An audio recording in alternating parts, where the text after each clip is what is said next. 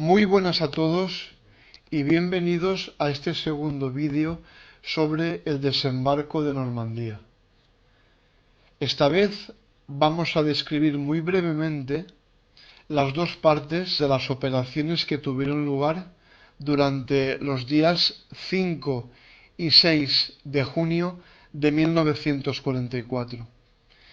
La gran mayoría de ustedes conoce las playas del desembarco de Normandía a través de las películas y documentales que se han ido viendo, las cuales todo el mundo ha podido ver, las lanchas de desembarco llegando a la playa, siendo ametralladas, etcétera. Pero muy poca gente conoce la importancia de las operaciones aerotransportadas que tuvieron lugar en la madrugada del día 5 y al 6 de junio con la finalidad de intentar debilitar el máximo posible las defensas alemanas, asegurar los caminos de las salidas de las playas y contactar posteriormente con todas las tropas que estaban desembarcando en un esfuerzo conjunto para que el desembarco de Normandía tuviera éxito, o un éxito lo más controlado posible.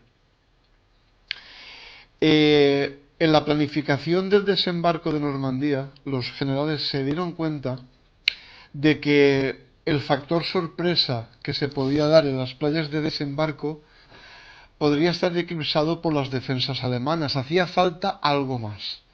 Hacía falta que el terreno estuviera preparado de alguna manera para facilitar la salida de las playas de las tropas que iban a desembarcar. La única manera que podían realizar este tipo de operaciones era emplear a las diferentes divisiones aerotransportadas con las que se contaba en esa época. Por un lado, tenemos por la parte americana la 82 y la 101. Por otro lado, los ingleses también iban a utilizar la sexta división aerotransportada. Estas tres divisiones se iban a lanzar, como hemos dicho anteriormente, en la retaguardia de las posiciones alemanas por todo el litoral de Normandía. Por detrás de Playa Utah, como veremos a continuación, y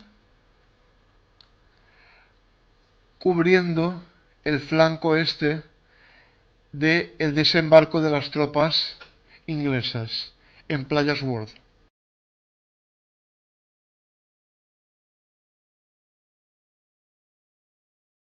En el anterior vídeo habíamos visto la importancia que tenía esta región.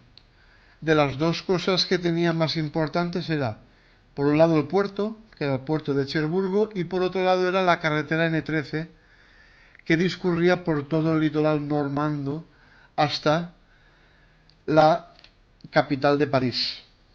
¿De acuerdo? Entonces vamos a centrarnos primero que nada, muy brevemente, a grandes rasgos, en dentro de la península de Cotentin. Quiero que se fijen, aquí estaba Playa Utah, que ya iremos viendo poco a poco, pero quiero que se fijen en esta localidad, en la localidad de Saint-Mère-Église. Si se dan cuenta, la carretera N13 en aquella época discurría por dentro de la propia localidad.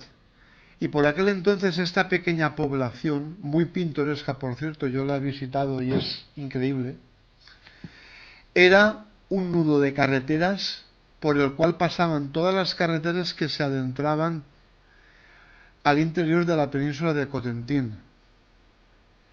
Era de vital importancia que, para que el desembarco tuviera éxito, había que cortar el suministro de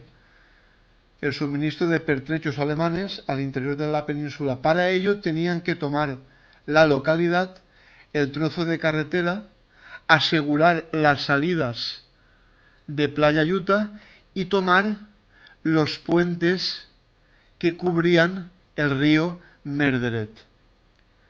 ¿Para qué? Para evitar contraataques alemanes y para permitir el transporte de tropas hacia el interior de la península de Cotentín. ¿Para qué? Para cortar la entrada a dicha península. Cortando la entrada a dicha península, lo que iban a hacer era cortar el suministro a todas las tropas alemanas, permitiendo el tomar el puerto de Cherburgo con mayor facilidad. Y digo facilidad entre comillas. ¿De acuerdo? Para tomar Saint-Mère-Église, la división que se iba a tener en cuenta era la división número 82 americana. Tanto la localidad de Saint-Mère-Église como los puentes de Chef-du-Pont y más hacia el noroeste, como podremos ver aquí, el puente de la Fière. Si ustedes van por estos lugares alguna vez, aquí van a encontrar dos simples puentes y posiblemente no encuentren ningún tipo de rastro de lo que allí pasó. Pero en el 6 de junio de 1944, tanto el puente de la Fière como siguiendo el curso del río,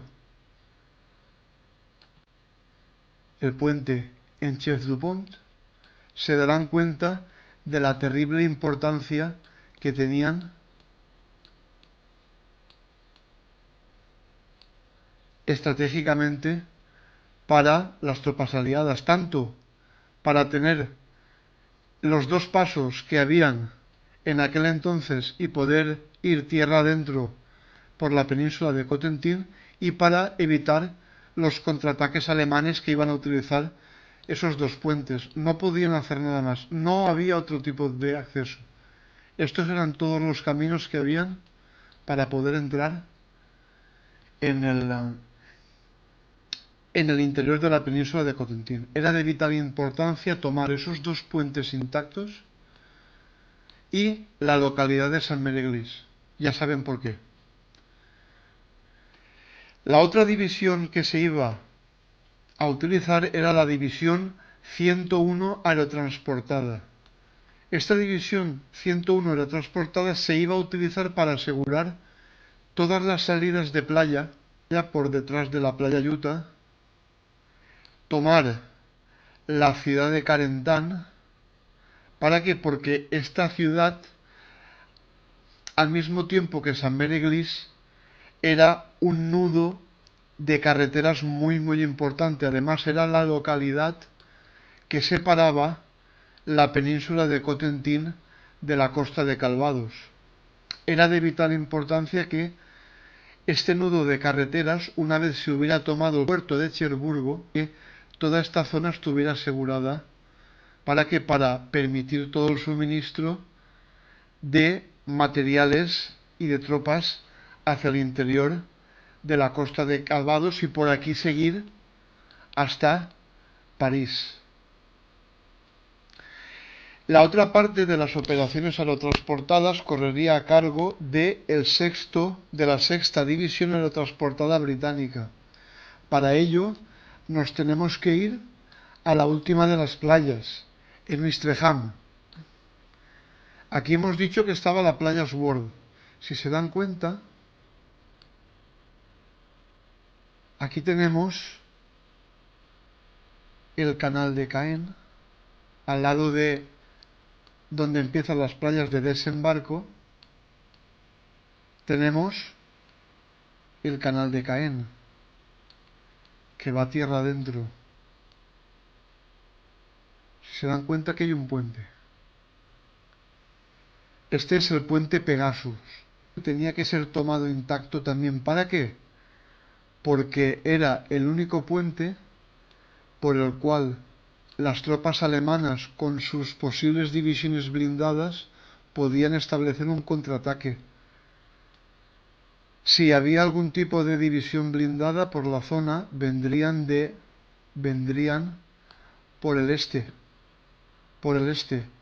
podrían cruzar el puente al lado de la localidad de Benouville y por aquí desplazarse hasta donde empezaban las playas de desembarco, con lo cual pueden imaginarse la carnicería que se hubiera producido. Era de vital importancia el asegurar este puente y cubrir todo el flanco derecho de las playas contra los posibles contraataques alemanes. Voy a enseñarles una serie de mapas para que entiendan la dificultad y la importancia de lo que estamos hablando.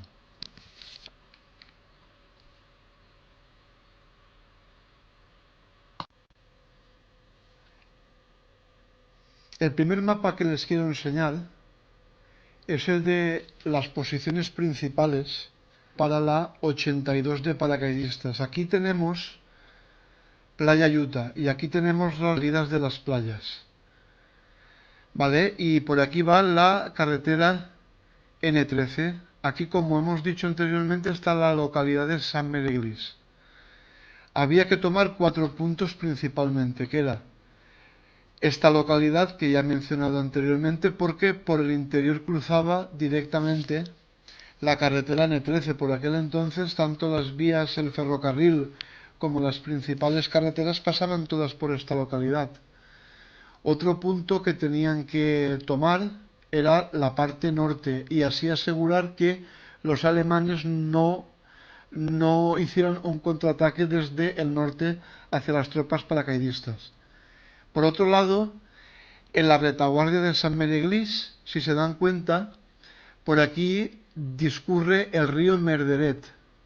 El río Merderet era de vital importancia, ya que tenía los únicos 2 puentes en aquella zona que se podían utilizar tanto por las tropas que iban a desembarcar en Utah como los alemanes para realizar un contraataque alemán e intentar atacar a las tropas que estaban desembarcando por la playa. Luego era de vital importancia tomar estos 2 puentes, tanto el de Chef Dupont como el puente de la Fier, que veremos en sucesivos episodios.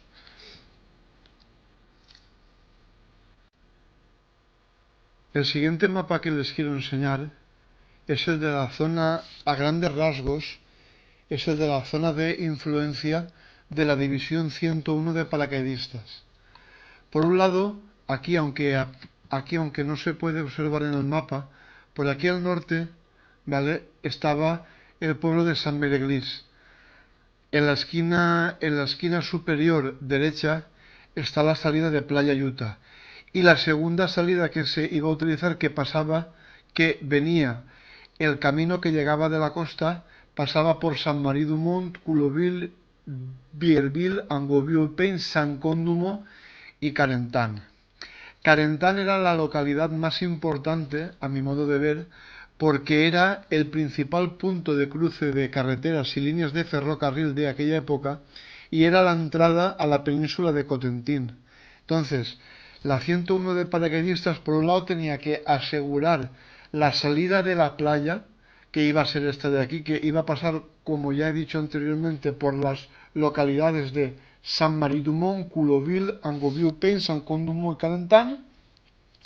Por otro lado, después, cuando ya estuviera asegurada la salida de playa, la siguiente fase de la operación iba a ser tomar la ciudad de Carentan y unos puentes situados al norte en la localidad de Brevans.